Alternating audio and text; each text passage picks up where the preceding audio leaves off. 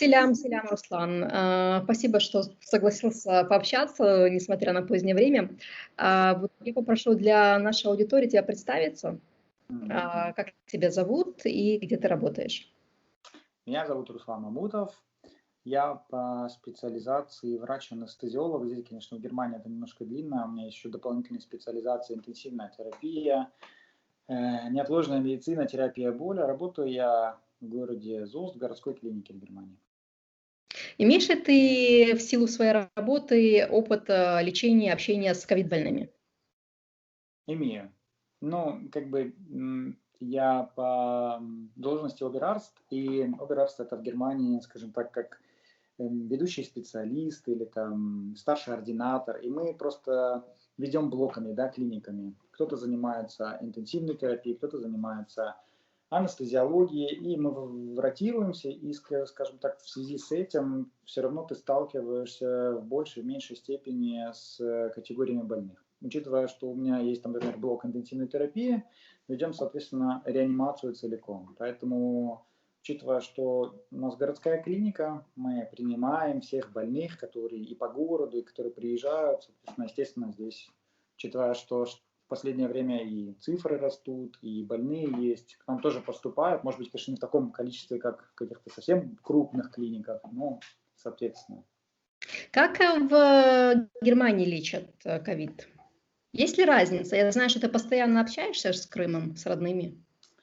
Смотри, я, наверное, тут в этом вопросе самая последняя инстанция, да, ты понимаешь, интенсивная терапия, Конечно. то есть человек, который уже ведет больных в реанимационном отделении. Ко мне поступают больные, вот тот самый там, те самые 5% там, или там 10%, в зависимости от того, сколько коек, которые уже в тяжелом течении, у которых средне-тяжелое течение, у которых без помощи кислорода, без помощи неинвазивной вентиляции легких или инвазивной вентиляции легких, так называемый ИВЛ, не обойдется. Но ты видишь, что есть самый трэш, но при этом Да. ты, наверное, знаешь, как остальные 80-85% лечат. Они либо в большинстве своем не поступают в больницы, то есть это амбулантное лечение. Амбулантное это означает либо дома, либо они наблюдаются у так называемого, сейчас подожди, я переведу, семейного врача. Вот. У нас еще отдельное отделение есть, то есть некоторые отделения, как я так слышал, уже в Крыму переформатировали под так, закрытое отделение, карантинное отделение, под COVID.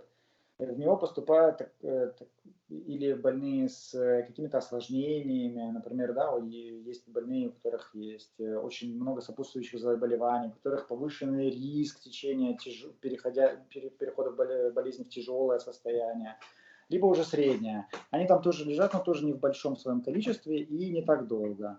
У них, конечно, лечение в принципе такое же, что я имею в виду такое же, то есть больше наблюдения за состоянием и симптоматическое лечение. В зависимости от того, какой симптом возникает, мы его лечим или пытаемся с ним справиться. То есть какого-то такого четкого протокола, вот тебе поступило там 10 больных, и все получают вот такой список препаратов, пожалуйста, до свидания, да.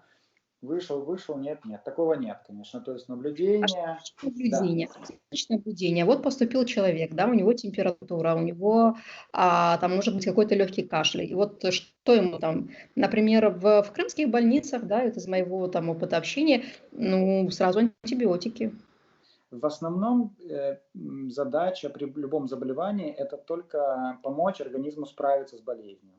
Мгм. Конечно, когда у нас выпадает какой-то орган, да, когда легкие все не справляются, тогда мы пытаемся это заменить каким-то образом, поддержать на таком, то есть мы временно переводим больного на искусственную вентиляцию. Если почки, то там на диализ и так далее и тому подобное. Да? Если мы имеем случай пневмонии, то в основном своем человек, скажем так, пытается справиться с этой болезнью сам. То есть многие переносят пневмонию, или так скажем, начинается сначала все это с так называемого ОРВИ, да, как это еще известно, или простудного заболевания. Если бы организм с этой стадии болезни не справился, все это переходит в пневмонию, или там сначала, там, например, в бронхит, потом в пневмонию, и дальше, да. И Это что мы делаем? когда Если Да, правильно? что-что? Это когда бактериально идет. Или ты уже говоришь, По-разному, да. Если мы говорим уже на таком уровне, то есть ОРВИ это островирусное заболевание, то есть начинается с вирусной какой-то простуды, организм ослаблен, например, не хочет с этим справляться, хотя пытается с этим бороться, вирус ослабляет дальше организм, тяжесть болезни переходит там, на более уже следующий уровень, да, потом присоединяется какая-то бактерия, потому что мы же в своем организме носим очень, да, там, наш, скажем так, биополе состоит не только из энергетической какой-то оболочки, а еще из кучи бактерий, которые мы там на коже, во рту, в легких, в кишечнике. Это все наши бактерии, с которыми мы нормально живем. Как только организм наш становится слабым, эти бактерии начинают нас потихонечку там в разных местах кушать. Из этого, скажем так, формируется та или иная болячка. Да? У кого-то там язва выйдет, у кого-то там какой-то гастрит. Это все, в принципе, бактериальные заболевания. Ну, и, естественно, то же самое с пневмонией, с бронхитом случается. То есть бактерия, она нам не залетает в рот извне, хотя тоже такое случается. Мы это не будем рассматривать. Вот. И поэтому чаще всего наши самые же бактерии начинают становятся активными и начинают вызывать воспаление. И, соответственно, все эти стадии течения заболевания мы наблюдаем. Правильно? И на разные стадии ты можешь помочь человеку по-разному. Когда у тебя вирусная инфекция, ты с антибиотиками, не профилактически, не с какой-то любой другой целью, ты ему не поможешь. Ты вирус не убьешь никаким образом антибиотиком. Противовирусным препаратом либо ты должен знать, что это за вирус, там, вирус герпеса, например, инфлюенца-вирус, у нас тоже есть сейчас препарат, раньше его тоже не было, против ковида, против коронавируса, скорее всего, тоже, надеюсь, в каком-то ближайшем будущем тоже будет препарат, который непосредственно на этот вирус действует. Если мы этот вирус не знаем, то, по сути, я противовирусным препаратом этот вирус убить тоже не могу.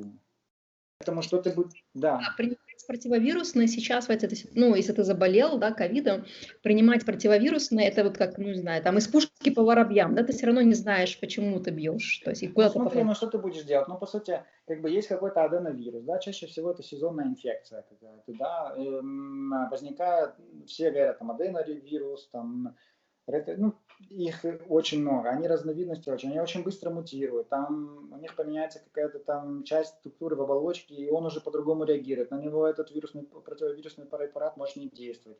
Поэтому, кстати, в опыте лечения ковида многие использовали противовирусные препараты, которые используют при вирусе иммунодефицита, то есть при ВИЧе, при СПИДе, да, уже. То есть это уже, по сути, это даже как не противовирусная терапия, они настолько мощные, эти противовирусные препараты, они используются как химиотерапия, по сути, да, потому что они убивают все вирусы, очень многие вирусы, настолько они это. Вот, и такая же самая ситуация здесь. Можно это делать, но какая ли цель и что ты при этом еще сделаешь? Ты же убиваешь, кроме одного вируса, ты еще убиваешь очень много другого. И эти препараты, они достаточно мощные, они очень токсичные.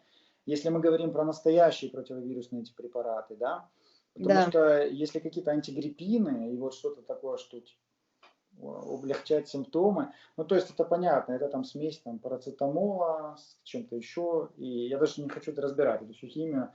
Вот. То есть в Германии такими способами Не. не улучшают состояние. М, А как так? Вот поступает с каким-то, да, там, с легким течением, да, Ну вот или ты давай говоришь, нашего человечка дальше разберем. Да, вот он поступил, например, на этом этапе. Естественно, ты будешь только смотреть за ним. Если это, естественно, легкое течение, то оставайся дома, пей, кушай, наблюдайся, скажем так, у родных, у своего семейного врача, пусть он наблюдает за симптомами. Как только у тебя будет ухудшение, приезжай в больницу, да, если ты с этим не справляешься. Соответственно, не лежачий образ жизни, не диванный образ жизни. То есть ты ходишь, ты стараешься делать свою домашнюю работу. Очень важное внимание, естественно, это дыхательной гимнастики. Вот. И если это ухудшение, ну так это все, это я уже сказал, да? Вот. Теперь он поступает в больницу. Вирусные дела закончились, у него переходит в более такую тяжелую форму. Соответственно, ты тоже выделяешь эти симптомы и смотришь, какие. Если это уже бактериальная пневмония, назначается антибиотика. Если мы не знаем, какая это бактерия, ты, естественно, назначаешь вот такой вот антибиотик, да, против там, большинство бактерий, которые чаще всего вызывают пневмонию. Ну и потом, конечно, уже продолжается обследование, берутся мазки, пытаются выявить или там на микробиологию какая-то бактерия и пытаются этот антибиотик сократить или более, скажем так, более целенаправленно его назначить. Да. Это на самом деле очень сложно, это никому не нужно. Просто что делается по слухам, вот по моему опыту в Крыму, назначаются вот такие антибиотики. И назначаются они в двойной-тройной комбинации. То есть берется, например, там, цефепим, берется там сюда еще, сейчас подожди, надо подумать, левофлоксацин, да, это, и еще я слышал, еще сюда еще какая-то очень часто бывает, что-то из макролидов, по-моему, азитромицин. Азитромицин. Да, и вот в зависимости от того, какой врач, с каким опытом, что как работал, я так понимаю, или где как больной сам это понял, берут или назначают все сразу втроем, либо сначала один, потом два, это назначается то на 10, то на 20 дней, назначаются в такой дозировке, в другой дозировке, то есть, ну, понимаешь, о чем я говорю, или это слишком как-то заморочено все? Я понимаю. То есть, получается, пытаясь, да, спасти сейчас, убивается, как бы, ну, и делается так, что со временем, да, организм начинает быть настолько уже истощен этим лечением, что, ну, во-первых, это как бы будут большие побочки, да, Ну да. да. Во-вторых, это, ну, вот назначение, насколько я понимаю, антибиотиков там со второго, с третьего дня лечения, это не оправдано, поскольку Ну мы... да, ты понимаешь, какая преследуется цель? Цель преследуется, и это логично, это я понимаю тоже. Ты не можешь знать, когда у тебя человек находится дома, ты не можешь знать, по большому счету, все-таки это у него еще вирусная проблема, либо уже там уже бактериальная всякая началась пневмония. И, естественно, чтобы уже не разбираться, не вдаваться в какие-то подробности, говорят, все, надо назначать, лечить. И вот в этом весь и затык, весь всем прикол, да, то есть ты, если чаще всего, если у тебя организм все-таки не изможден какими-то там хроническими заболеваниями, если ты не онкологически больной, то ты все-таки, твой организм к этому готов, он готов, по сути, к любой инфекции. И все твои защитные механизмы будут срабатывать, они поэтому и бьют температуру до пределов, там, я не знаю, 39, у кого до 40, потому что организм действительно всеми своими силами реагирует на это. Это говорит о том, что инфекция, по сути, не новая, но привычная. То есть это какая-то вирусная, это не то, что там подкрадывается, знаешь. И он с ней будет справляться. На каком этапе она перейдет в бактериальную пневмонию, конечно, тоже сложно сказать. Но Да. на том этапе, пока она остается на вирусном, скажем так, когда это работает только вирус, мы эти антибиотики назначаем не для чего, только для того, чтобы убить свои собственные бактерии, которые у нас есть. Потому что Мгм. этот антибиотик не какая-то микросхема, она не убивает выборочно, она убивает все, что у тебя есть. Оттуда начинается диарея, отсюда начинаются кожные проблемы, и все остальное, да, у этих хинолонов, хинолоны это вот тот же левофлоксацин, у них вот такой вот список препаратов, список побочки, Да. понимаешь, то есть это начиная от сухожилий, глаза и тому подобное. Что такая как бы отсроченная, да, вот как бы такой негативная перспектива, когда у населения просто будет устойчивость к таким мощным антибиотикам, и когда действительно пойдет сезон гриппов и бактериальных Да. пневмоний, что будет зимой? Вот это тоже как бы большой вопрос. Сейчас-то, конечно, кидаются все силы. Руслан, я знаю, что у тебя болели родные в Крыму, и ты их консультировал. И расскажи про этот свой опыт, это интересно. Насколько твои родные прислушивались к твоим рекомендациям? То есть я вижу, что ты не сторонник антибиотиков на второй день. Ну, да, в принципе, то, что я до этого сказал, так оно и было. Я старался придерживаться вот этой точки зрения, что постараться сначала помочь организму самому с этим справиться. Поэтому было сложно в том плане, что надо было наблюдать за этим делом. Да, надо было человека переубедить, переключиться на это тоже, побороть его страх и начать сначала делать все самому. Питье, не меньше 2,5, а то если температура держится, и мы ее там сложно сбиваем, то и 3 литра. То есть надо учитывать то, что при температуре тоже расход, потеря воды увеличивается, да, то есть надо поэтому стараться пить. И пить, конечно, не так, что ты полдня не пьешь, а потом выпиваешь 2 литра воды. То есть стараться это растянуть каждый час по стакану, я не знаю, ну, то есть таким образом. Естественно, питание, потому что калории нужны, и это надо поддерживать организм, большая потеря идет энергии. Не лежать, это самое важное, потому что пневмонию невозможно вылечить я не знаю, в замороженном состоянии. Ты не можешь человека просто посадить, положить и сказать поворачивайтесь просто.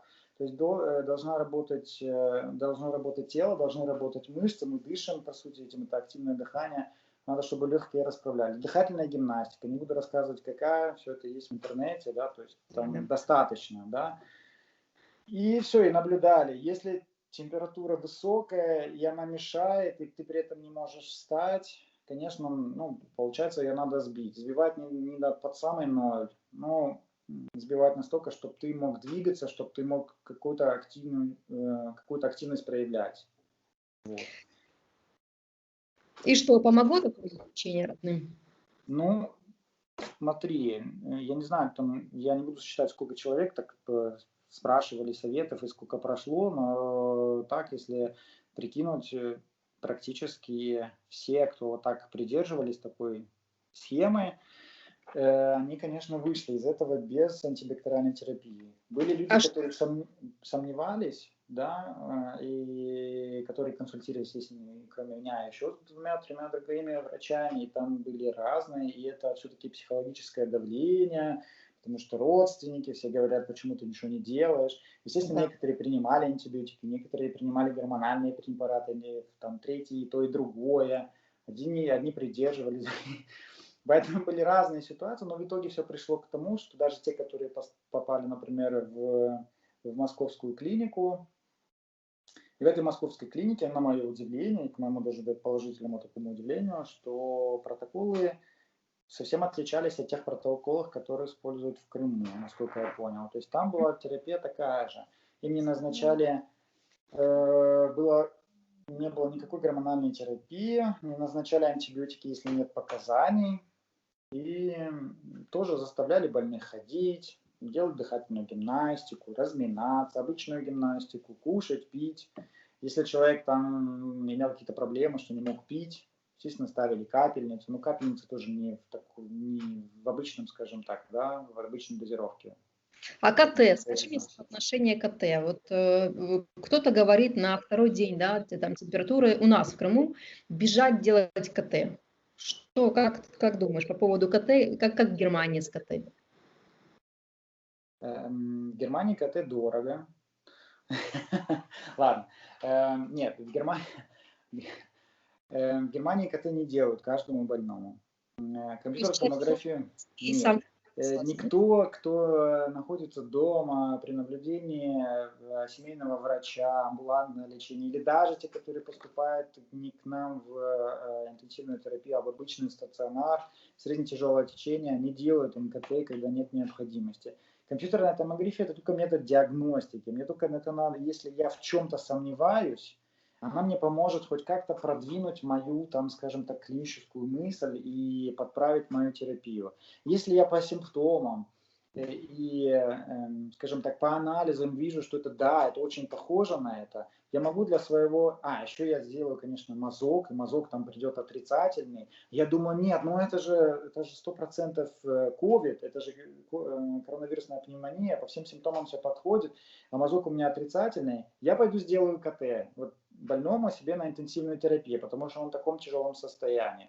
Мне это, естественно, поможет в моей диагностике. Но смотри, теперь открутим ситуацию, что мне это дало, это КТ. Что так, что иначе, я имею как бы симптомы, имею, скажем, предварительный диагноз, и лечение мое будет от этого КТ, скажем, ну, я его не изменю, оно все равно будет такое же. Поэтому, естественно, КТ только поможет в дополнительной диагностике. И каждому там второму встречному, ну, при любом состоянии, скажем так, его делать не будут. Кроме того, что я уже не говорю, что это там Облучение. Облучение, да, радиологическая нагрузка, которая там в 200-300 раз превышает обычный рентгеновский снимок. Ты же понимаешь, сколько ты снимков делаешь, когда ты делаешь КТ, да, ты их нарезаешь, какая это нагрузка. А, насколько я знаю, в Крыму это делают еще так по нескольку раз, да, там, чтобы проверить, у тебя там не на 5% снизилось или не снизилось, Да. там. Вот вопрос, да, хорошо, я иду, делаю КТ и обнаруживаю там, не знаю, там 10% поражения легких. Что дальше мне делать с этой информацией? Вот правда, в условиях, когда нет мест в больницах, да, и не кладут даже тяжело больных, то есть я буду сидеть и, наверное, паниковать. Ну вот такой вопрос я всем задавал. Ты меня спросила про родных. Я вот так же и задавал. То есть ты хочешь сделать КТ, подумай сначала, для чего тебе это нужно. И что ты будешь делать с этой информацией. Если ты увидишь эти 10% поражения, побежишь ли ты искать койку, начнешь колоть 3 антибиотика, гормоны противосвертывающие, либо ты все-таки будешь думать, а может это у меня уже остаточное явление, может я уже переболел, у меня было бессимптомное лечение. Ты понимаешь, в этом вся и проблема. КТ дает тебе только дополнительный страх, дополнительную панику, какую-то там, я не знаю, ты начинаешь заниматься не тем, что нужно. На что нужно делать? Нужно ориентироваться на свои симптомы, нужно смотреть, что со мной.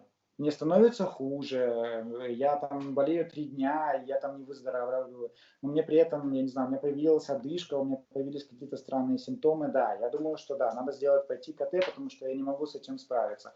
Если я 3 дня болею, но мне хуже не становится, если у меня, скажем так, течение, прогресс болезни держится на одном уровне, если организм с этим справляется, то по сути тебе КТ ничего не даст.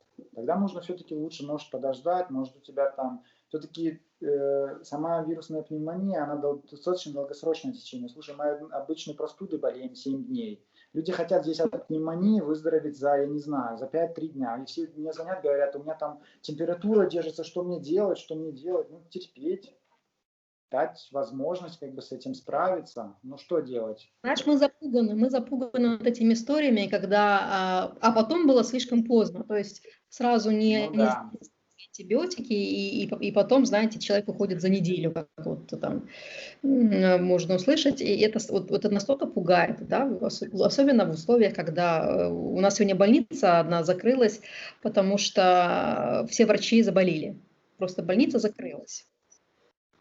И вот, Ну, ты ж да, понимаешь, да? новости явно не располагают к оптимизму, да. Э, э, Слушай, я не хочу никому сказать, что ничего не делаете и вообще, ну, как бы вот все спустить так совсем на нет, ну, не дай бог, да, потому что я просто хочу донести, да, наверное, я не знаю, если это получится вообще до людей, э, то, что врачи изучали до этого там 6-10 лет, ты не можешь просто за 2-3 дня это узнать. Э, Проблема, наверное, нашей той медицины еще в том, что врачами стали все. Что ты Да, просто, ты понимаешь, твой родственник становится, это у него какой-то опыт появился, он проконсультировал 2-3 больных, и в итоге там читаешь какие-то блоги, и в итоге в этих блогах пишут все абсолютно, которые какой-то большой или небольшой опыт имеют с этим. Это первое. Второе, это легкодоступность, или там, я не знаю, как это по-другому сказать, препаратов всей медицины, да, то есть ты да. можешь пойти себе сделать КТ, ты можешь купить УЗИ, ты можешь пойти Это сделать практика, анализы, какие ты хочешь. Ты знаешь, да. вот эти ПЦТ, которые там здесь, ну, даже человеку в голову это не придет, потому что это таких денег стоит. Ты можешь это в Крыму сделать. С одной стороны, это хорошо, потому что я могу это сказать, сделать, да, но с другой стороны, ну и те же препараты. Ты можешь пойти купить антибиотики, какие захочешь. Ты А в можешь Германии нет. нет, здесь, во-первых, этого нет. Ты не пойдешь, не сделаешь ни в одной лаборатории, там просто так анализ. Все препараты, все антибиотики, неважно какой медикамент, если это не парацетамол и аналгин, он рецептный, ну, то есть по рецепту, да. Но я думаю, ты знаешь еще менталитет. Тут ни одному немцу в голову не придет пойти себе купить какой-то антибиотик и пропить его. Ну, разве что, может быть, какому-то там переселенцу, такому там иностранцу, вот я не знаю. Но ты понимаешь, да, то есть немец, он пойдет, естественно, к своему семейному врачу, уровень доверия медицины там выше крыши, да, он пойдет с ним советоваться, он будет там доставать его вопросами, но он это сделает. Мгм. И как бы я думаю, вот в этом и вся проблема, потому что страх, паника, что делает человек, собирает мнение тысячи врачей, и Да. идет в итоге из этой, знаешь, из этой кучи советов, составляет какой-то свой список, комбинирует, ну, возможно, это я утрирую, конечно, Ну, но по примерно так сути, сейчас и происходит. Сейчас примерно да, так. комбинирует препараты, потому что один назначил, например, там 3 антибиотика, второй, ну, не назначил при этом гормоны, второй назначил гормоны, ага, добавлю я гормоны, там третий, ты понимаешь, он идет это все покупает в аптеке и начинает пить. Ну, вот. Ну Скажи, так. правда ли, что коронавирус влияет на, ну, вот, на психическое состояние?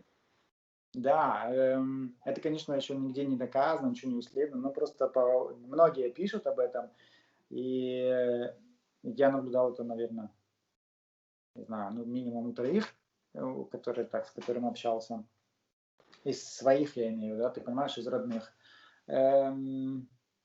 Очень такая, очень жуткая апатия наступает у человека. Просто когда, ну, это еще, конечно, связано с тем, что это такая, знаешь, очень высокая температура, и все-таки какая-никакая одышка наступает, и человек просто превращается в такой комок депрессии, да, то есть у него все это крутится, я так понимаю, в голове все эти мысли о том, что, ну, все, коронавирус, не коронавирус, что дальше будет, и человек потихонечку, наверное, это все и с этим связано, что не хочется вставать, не хочется ни есть, ни пить, и плюс еще очень такие дурные мысли, скажем так, крутятся в голове. Не буду там уточнять, какого рода, но это действительно, что такой уровень депрессии или депрессивный уровень достаточно серьезный.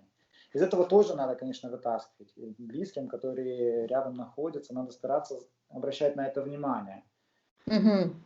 Слушай, ну и если вот резюмировать, твои, вот так кратенько, да, твои советы тем, кто сейчас в Крыму, в нашей ситуации, в наших условиях, с уровнем нашей медицины, с доступностью лекарств, вот что бы ты порекомендовал? Э, Ну смотри, я бы, конечно, не будем рассказывать, да, начнем с превентивных Да. методов, профилактики, там, маски, это, ну, это очень важно, конечно. В Германии Ты вообще, сейчас, да? да, в том-то и дело, что с этого все и началось. Вот ты сказала про больницу, да, которая закрылась этими врачами. Теперь представь самую такую ситуацию. В Крыму не так много больниц, а врачей еще меньше, да. То есть я так понимаю, что Россия не закинет сейчас в Крым какой-то МЧС с Ну, врачами, которые будут всех спасать, да, пока да. даже То есть разговоров ты об этом. представь эту ситуацию уже в таком совсем в критическом состоянии. То есть что надо сделать? Надо попытаться вот эту волну, хотя бы хоть как-то ее не дать ей дальше так подниматься, а немножко удержать. Для этого надо ну, не стараться пропить все антибиотики, которые есть в аптеке, а постараться не заражать друг друга, учитывая, что один больной может там в итоге заразить там 2, 10 и так далее. Но это очень быстро, экспонента очень серьезная. Вот.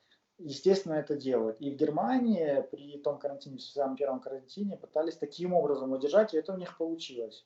Да, то Мгм. есть то, что прозевалось или прозевали, скажем так, в Италии и во Франции, тот вот, скажем так, та ситуация, которая там была, здесь как раз-таки это удержали. Потому что Вот. носили маски, потому что Маски, да, да, маски, получается, был карантин. социальная дистанция, поменьше контактов в любом случае, и никаких там массовых день рождений, свадеб и тому подобное. Это сейчас, кстати, недавно только сладили это. Вот. И это до сих пор остается, слушай. Ну, ты, по-моему, сама это тоже видела, да, в Чехии, насколько я Чехии, знаю. да, да. Вот. То есть ты тут не в один магазин, ты не в один ни в одно официальное учреждение, неважно куда, ну, выйдя из Не своего дома в любое другое учреждение, ты только заходишь в маске. И это даже не обсуждается. Это контролируется, это контролируют и сами люди, и плюс еще, скажем так, люди за это ответственные, да, там, ну, Мгм. э, Итак, первое, носить маски, минимизировать контакты, не ходить на свадьбы до джиназе. да. Еще, конечно, в этом плане очень важно, что мы не должны пытаться избежать болезни, то есть мы должны, в принципе, готовиться к тому, что мы переболеем рано или поздно этим. надо стараться, если, конечно, в этом есть желание, избежать того, чтобы коронавирусной инфекцией заболели наши старые, пожилые близкие, да, Наш. потому что вот в этом самая большая опасность. То есть мы, скорее всего, перенесем ее либо в легкой форме, когда мы это вообще не почувствуем, или там с 1-2-дневной головной болью, либо там в средней тяжелой, да, но это тоже для молодого организма или для организма, скажем так, среднего возраста, но без заболеваний, без сопутствующих заболеваний нормально. Наши пожилые, к сожалению, это не перенесут. То есть это чаще всего либо пациенты, имеющие уже список препаратов, которые они принимают, либо они имеют список болезней, которые они имеют, но не принимают препаратов. И что еще Ну, хуже?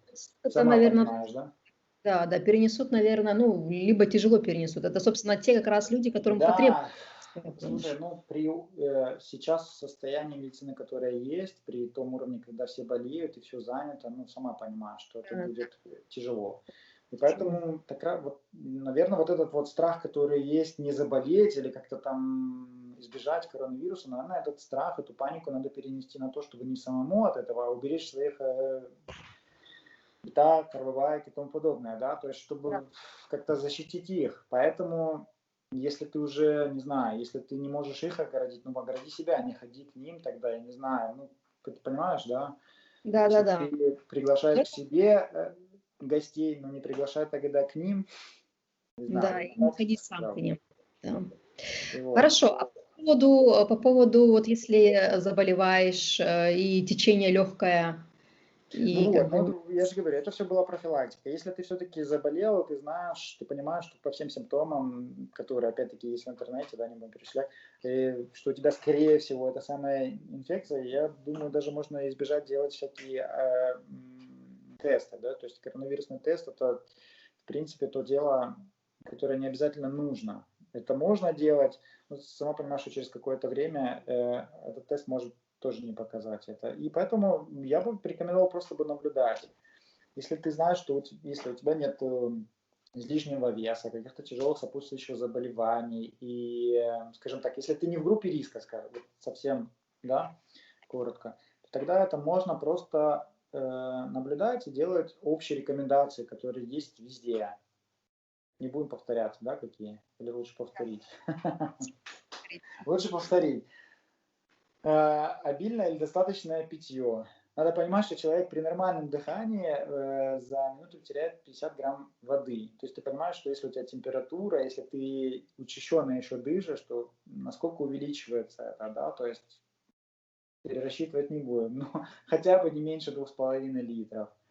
Еда, питание, нормальное питание, активный, достаточно активный образ жизни. Не надо бегать, не надо заниматься там на кардиотренажере, но ходить, или дышать воздухом, да, делать гимнастику, зарядку, ладно, зарядку и дыхать на гимнастику, что важно.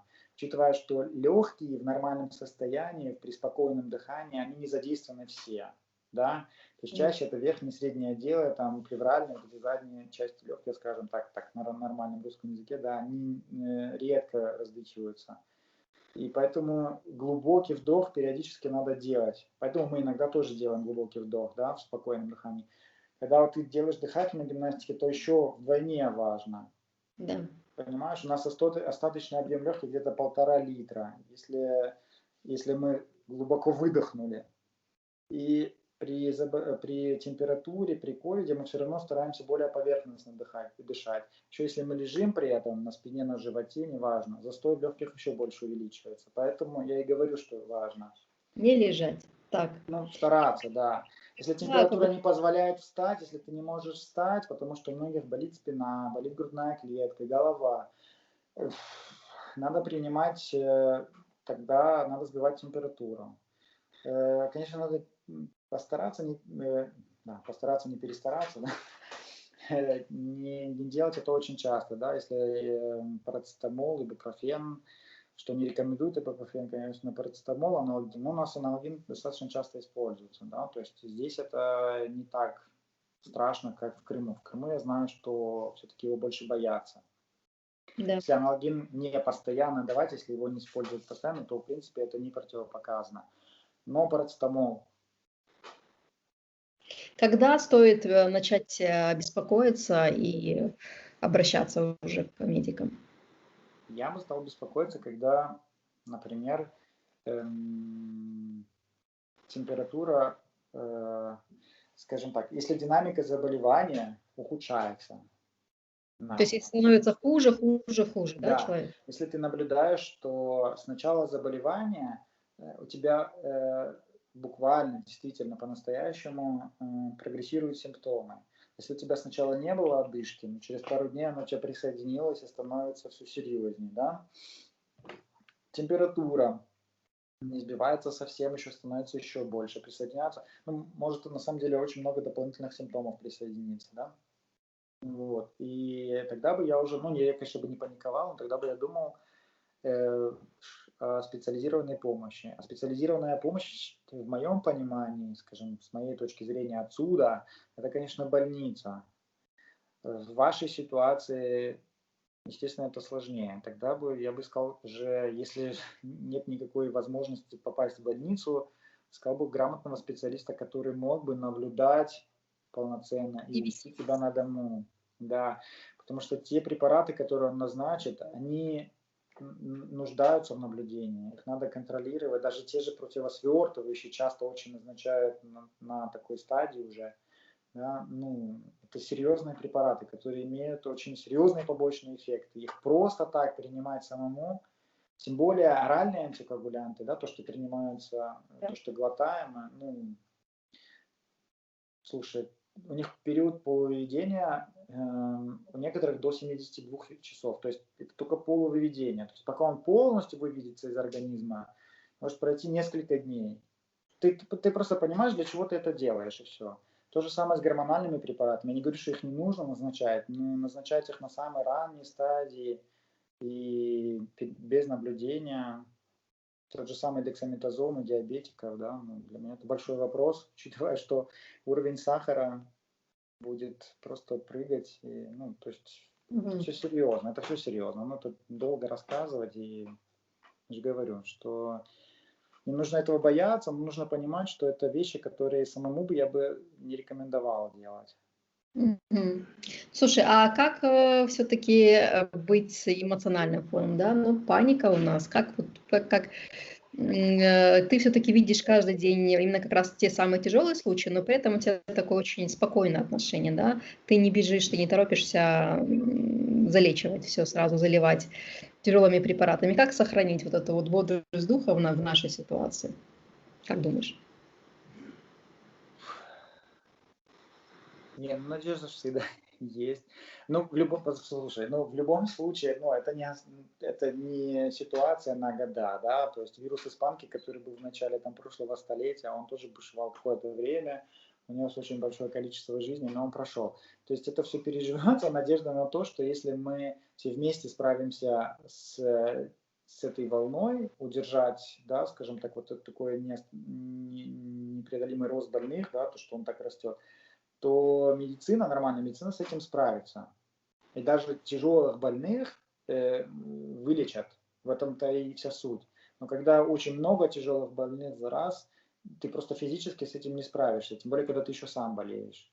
Поэтому вот в этом сама суть. Как бы, если ты понимаешь, для чего ты это делаешь, то все остальное пройдет. Как бы, и ну, я думаю, что тогда и паниковать нет смысла. Если ты понимаешь, что ты с этим справишься, если чаще всего, если там 85% случаев это только легкое или там среднее тяжелое течение заболевания, то ты это перенесешь как обычную простуду. То есть там нашего возраста, там поколения или даже, может быть, даже нашим родителям, я думаю, паниковать не Не нужно. стоит. Нужно как бы просто, ну, скажем так, да. Дать Вот. шанс себе, да, прекратить ходить по свадьбам в очередной раз. Да, ну это, наверное, тяжело, да. Я не знаю, как это донести до всех, как это объяснить. И, ну, это информационное, поэтому я же тебе говорю, это большой-большой респект, что ты это делаешь, это вашему каналу за это. Я надеюсь, что это как-то так потихоньку из уста в уста и донесется, что, может быть, хотя бы, ну, не надо отменять, но хотя бы переносить все эти мероприятия. Я говорю про свадьбы, там, где уже, конечно, заложены большие бюджеты. И... А про день рождения, ну, понимаешь? То же Да, самое с Дува. Я понимаю, что это чаще связано сейчас с утратами близких, но, может быть, все-таки это можно как-то перенести в более частный уровень, знаешь, такой в узкий круг, что каждый человек, ну, ладно, я не буду это говорить, давай не будем это брать, потому да, что нам нужно все-таки, просто на время перестроить наши социальные привычки да, и смотреть их именно на время. Никто же не говорит, что это надо отменить. Но на это, время. знаешь, это большой плюс, что, знаешь, почему у немцев, я думаю, так это все легко, потому что все-таки европейцы, это не только немцы, европейцы достаточно дистанцированы друг от друга. Им очень легко эту социальную дистанцию соблюдать, по Да, сути. Я не говорю за всех, правильно, да, ну, то есть бывают везде исключения. Но немцы даже в своем семейном кругу от родителей, от близких, ну, то есть приватная, частная жизнь – это приватная, частная жизнь. Э, Естественно, правила это своего рода. И поэтому большой респект нашим людям, что мы еще друг за друга держимся, и все друг другу помогают. Если там Дува, то надо 100 человек, если там да. Геназе, то, соответственно, то же самое. И это действительно, ну, это то, что нас всех держит еще пока как нацию. Но в такой ситуации, наверное, надо как-то понять, что надо сделать исключение, я бы так сказал. На время, причем На на время, время. да, на время. Это, ты знаешь, ну, надо вот это полугодие, я имею в виду зиму и весну прожить. Для меня это действительно где-то до следующего лета. Я так себе представляю. Это раньше, я думаю, ну, наверное, не стоит на это рассчитывать. Спасибо тебе, Руслан, за советы, за внимание, за то, что Пахал, делишься, рассказываешь. На самом деле, вот беседа с медиками, они успокаивают меня, да, и я надеюсь, что тоже привнесут больше здравого смысла вот в наше ежедневное поведение. Спасибо тебе и не болеть. да, и вам, надеюсь, тоже. Пока. Да, пока.